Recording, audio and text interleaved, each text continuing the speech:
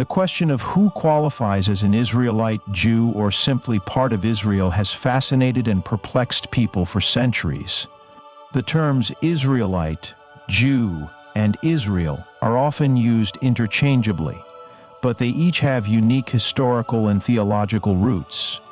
Today we'll journey through the patriarchs' lives, the rise of the 12 tribes, the division of the Israelite kingdom, and the eventual transformation of Jew into a broader term.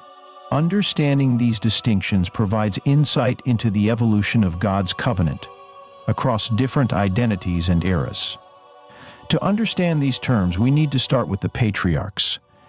Abraham, known as the father of faith, received God's call to leave his home in Ur and move to a land promised to his descendants. God established a covenant with Abraham, promising him descendants as numerous as the stars. This covenant passed down to Abraham's son Isaac, and then to Isaac's son Jacob. Jacob is a central figure in this story because he became the father of 12 sons, who would go on to form the 12 tribes of Israel. In Genesis 32, we read that Jacob wrestled with an angel and received a new name, Israel, meaning one who struggles with God. From that moment, Jacob's descendants became known as the Israelites, or the people of Israel. This name symbolized their special covenantal relationship with God, setting them apart from other nations. The term Israelite initially referred to all descendants of Jacob.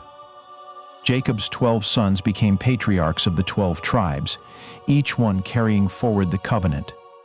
This tribal identity created a unified people, collectively known as Israelites, who were set apart to follow God's commandments. The use of Israelite was inclusive at this stage. All 12 tribes were Israelites because they traced their lineage back to Jacob. However, a distinct term for Jew had not yet emerged. For a long period, Israelites were identified by their tribal affiliations, each tribe having its distinct land within the Promised Land. Around 930 BC, after the reign of King Solomon, the United Kingdom of Israel split in two due to internal conflicts. This division led to the creation of the Northern Kingdom, retaining the name Israel, and the Southern Kingdom known as Judah. The Northern Kingdom included 10 tribes, with its capital in Samaria, while Judah consisted of the tribes of Judah and Benjamin, with its capital in Jerusalem. This division marked a pivotal shift in identity. People in the Southern Kingdom began identifying as Judeans, or Jews, derived from the tribe of Judah, while those in the Northern Kingdom retained the title of Israelites. Over time, the term Jew became synonymous with the people of Judah, as well as those who followed Yahweh and adhered to the Mosaic covenant. The Northern Kingdom of Israel fell to the Assyrian Empire in 722 BC. This conquest led to the exile and scattering of the 10 tribes across Assyria, resulting in the lost tribes of Israel. These tribes gradually assimilated into surrounding cultures, and their distinct identity faded. Meanwhile, Judah remained intact for a while longer. With the northern tribes dispersed, the people of Judah became the primary inheritors of Israel's religious traditions. They retained their cultural and religious practices, particularly those associated with temple worship and adherence to the Mosaic law. In 586 BC, the southern kingdom of Judah also faced conquest, this time by the Babylonian Empire. King Nebuchadnezzar's forces destroyed Jerusalem and the temple, forcing the Judeans into exile in Babylon. This traumatic event proved crucial to the formation of the Jewish identity. Separated from their homeland and the temple, the exiled Judeans, now known as Jews, had to redefine their relationship with God. During this period, synagogues emerged as places of worship and learning, replacing the centralized temple structure. Rabbis rose to prominence as religious teachers, preserving Jewish laws and customs. Observance of the Torah, dietary laws, the Sabbath, and circumcision became essential markers of Jewish identity. Unlike the pre-exilic Israelites, whose identity was rooted in a physical homeland, Jews in exile developed a portable, resilient identity that centered around shared faith and cultural practices. When the Persian Empire defeated Babylon, King Cyrus allowed the Jews to return to Jerusalem. Although some returned and rebuilt the temple, many remained scattered across the ancient world, forming Jewish communities in various lands. This period solidified Jew as not merely a regional or ethnic label, but as a term for a people bound by covenant and specific religious observances. The Babylonian exile and return reinforced a Jewish identity rooted in faith and the preservation of covenantal practices. While Israel had once been a unified nation, it now represented a shared spiritual heritage rather than a political state. In 1948, the State of Israel was established, a significant moment for Jewish people globally. The re-establishment of Israel as a political entity marked the fulfillment of a centuries-old aspiration. However, even today, the identities of Israelite Jew and Israel carry distinct historical weight.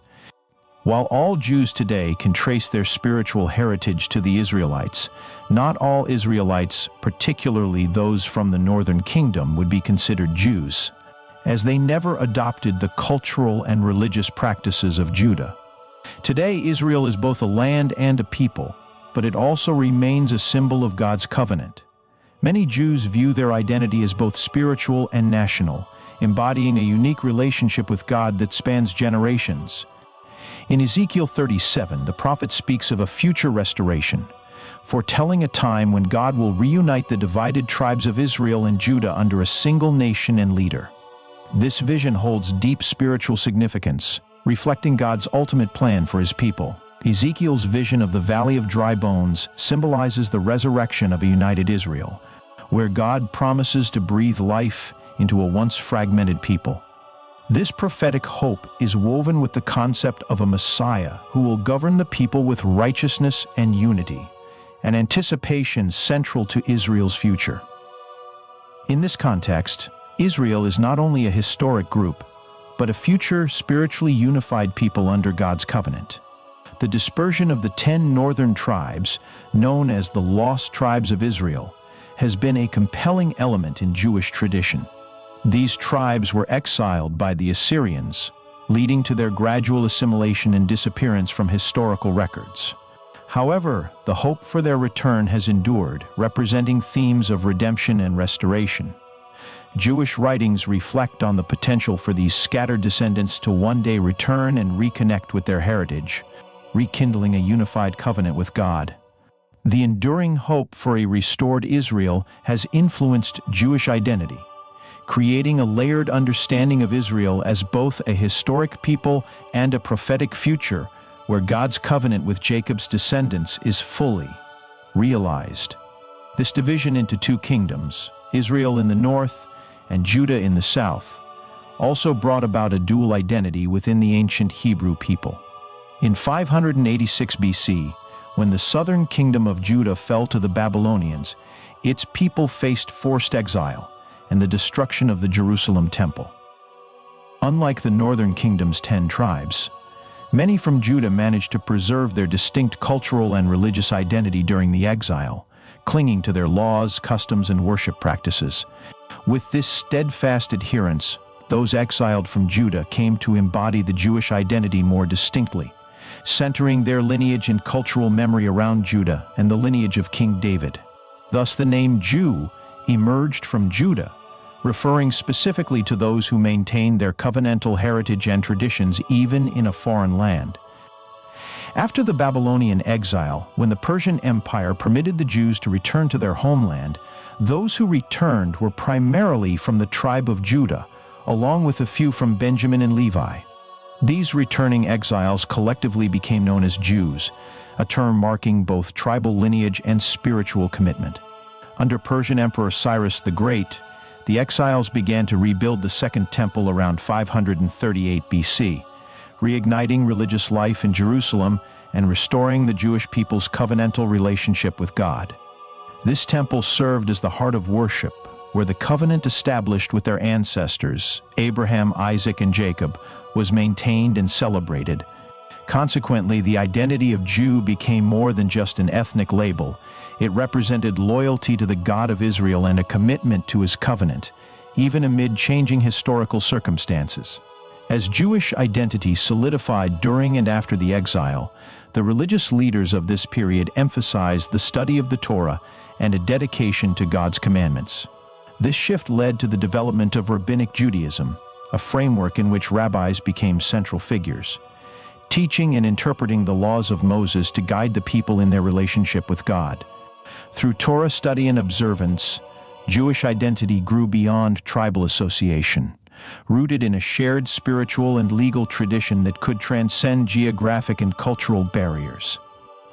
The rise of Rabbinic Judaism made the Jewish identity one of spiritual adherence to God's commandments, where being Jewish symbolized a commitment to the covenant with God that extended beyond bloodline.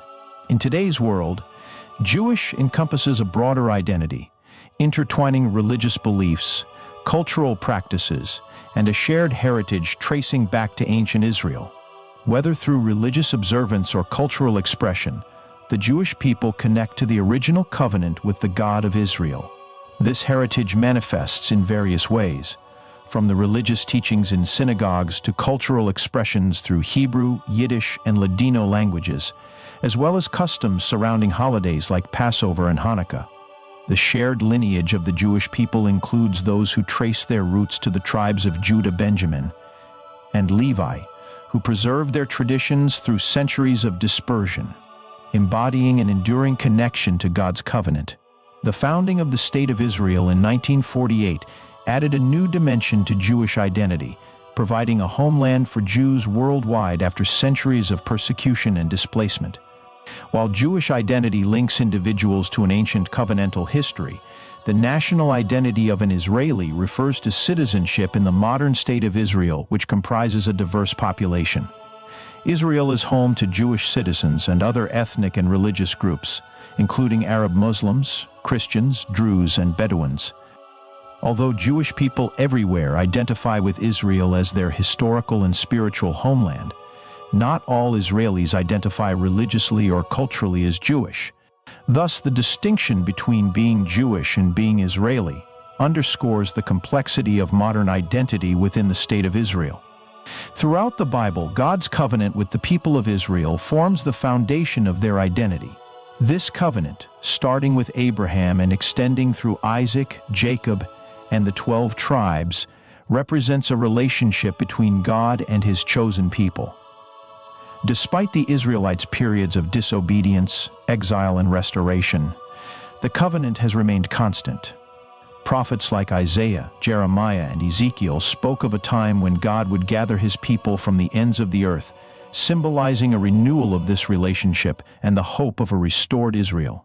This eternal covenant remains central to Jewish identity, affirming God's enduring promises and the unique role of Israel within His plans. Believers worldwide see Israel's existence as prophetically significant, with numerous biblical prophecies portraying Israel as central to God's ultimate plan for humanity.